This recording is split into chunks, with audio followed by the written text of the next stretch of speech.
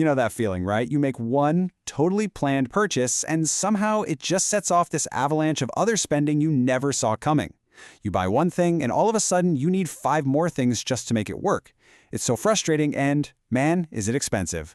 But here's the thing, it happens to all of us. So let's break this down with a story that I'm pretty sure is going to feel familiar. You've decided, okay, it's finally time to upgrade your phone. You've saved up, you've done the research, and you walk into that store thinking you know exactly what this is going to set you back. And you do it.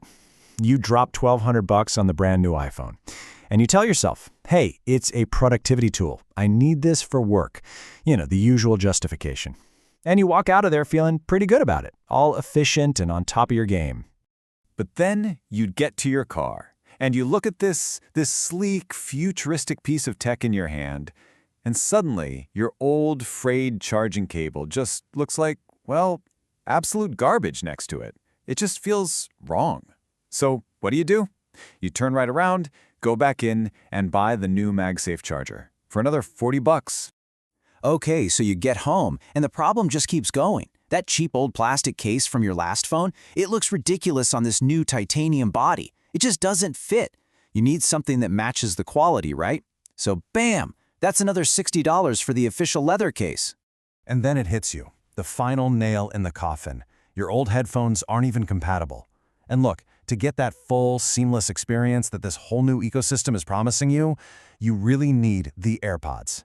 And that's going to be another $250. And just like that, your one little purchase of $1,200 has quietly, sneakily spiraled into a $1,600 expense, and you probably didn't even notice it happening. Look, this isn't you being bad with money. This is a really powerful psychological chain reaction at play. So this whole thing, this phenomenon, it actually has a name. It's this sort of invisible force that explains not just why we overspend on gadgets, but even crazier things, like why winning the lottery can somehow lead to going completely broke. It's called the Diderot Effect, and at its core, it's this idea that our stuff, it demands other stuff to go with it. It's this weird belief we have that all our possessions have to live in perfect harmony. And believe it or not, this all started with a French philosopher and his brand new robe. All right, to really get this, our story starts way back in 1765 in France, with a brilliant guy named Denis Diderot. You might know him as the co-founder of the encyclopedia. So for most of his life, Diderot was pretty broke. But you know what? He was happy. He was perfectly content in his old, worn-out dressing gown. Then, out of nowhere, Catherine the Great of Russia buys his library and makes him suddenly fantastically wealthy. So what's his first purchase? A beautiful, luxurious scarlet robe. But here's where it all goes wrong. This new, elegant robe made everything else he owned, his desk, his chair, his rugs, look old and shabby. That contrast was just painful to look at. So one by one, he replaced everything, until he looked around and realized he was completely broke all over again. Diderot actually summed up the whole nightmare in this one haunting line. He said, "I was the absolute master of my old dressing gown, but I have become a slave to my new one." He realized that robe wasn't just a piece of clothing, it was a new master. He didn't own it, no, it owned him. Now what's really fascinating and kind of scary is how this almost 300-year-old effect has been totally supercharged by modern marketing. It's been weaponized to target the most vulnerable part of our brains, our sense of identity.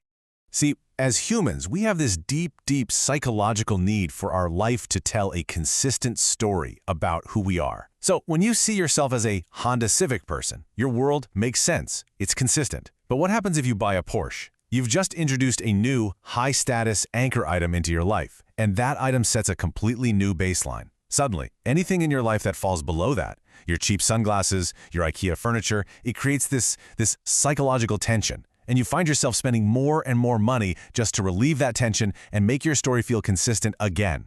And this psychological pressure, it isn't just a feeling.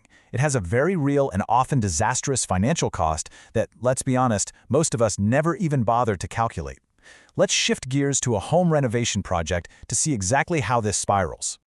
Okay, so it starts simply enough, right? You decide you're going to renovate the kitchen, and you set a totally reasonable budget, say $10,000 for new cabinets. But then, as soon as those beautiful, modern white cabinets are installed, you look over at your old, yellowish refrigerator, and it looks absolutely disgusting. I mean, it works perfectly fine, but it clashes. It breaks the consistency. So you spend another $2,000 on a brand new stainless steel fridge. Okay, so now the fridge and the cabinets are looking sleek, but they make your old vinyl floor look so cheap and dated. The contrast is just unbearable. So that's another $5,000 to rip it all up and put in hardwood. Now your kitchen is a masterpiece. It's perfect. But since you have an open concept house, it makes your living room look like an absolute dump.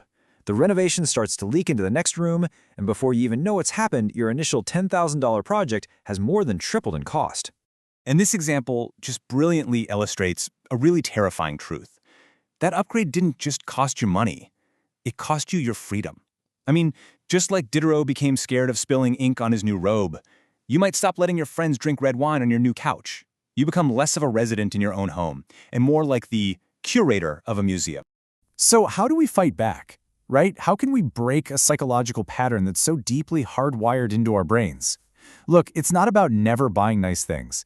It's about building firewalls to stop the spiral before it starts. So here's a 3-step defense strategy you can use. Okay, step 1, before any big purchase, predict the chain reaction. Don't just ask yourself, can I afford this PS5? No, ask, can I afford the 4K TV, the extra controller, and the online subscription it's going to demand? Really think about the full system cost. Second, use the buy one, give one rule. When a new pair of shoes comes in, an old pair has to go out. This forces you to be a user, not just a collector. And finally, and this is the most powerful tool of all, practice strategic downgrading. Deliberately keep one of your main anchor items, like your car or your watch, a little humbler than you can actually afford. It sets a lower baseline for your life and just relieves all that pressure to upgrade everything else. You see, the goal here isn't to live a life of, total austerity. It's to understand the game that's being played. Consumerism is designed to make you feel like you're just one purchase away from finally completing the puzzle of your life. But as Diderot learned the hard way, that one purchase doesn't finish the puzzle. It scrambles the entire board. And that brings us to the final and most crucial question. I want you to take a look at the things around you right now. Did you choose them freely, or did they choose each other? Are you the master of your life, or have you, just like Diderot, become a slave to your own scarlet robe?